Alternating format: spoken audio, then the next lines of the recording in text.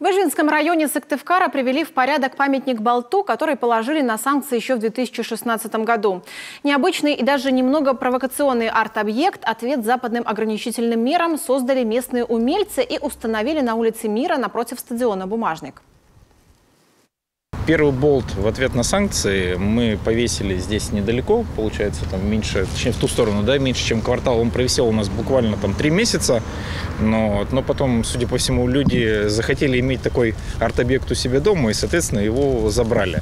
Нам было действительно обидно, потому что он стал таким известным, там, известным на всю Россию. И, соответственно, мы уже сделали вот второй экземпляр, который унести невозможно, потому что он весит там порядка 700 килограмм, все вместе, да, вместе с основанием. Сделали его качественно, поставили сюда, чтобы все понимали, что сколько нам гаек не закручивают, болт у нас большой, поэтому можно крутить очень долго, бесполезно, как бы качественно, но нам все равно.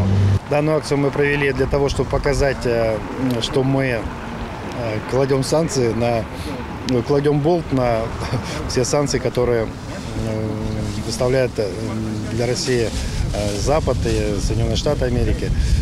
Бизнес от этого только выиграет.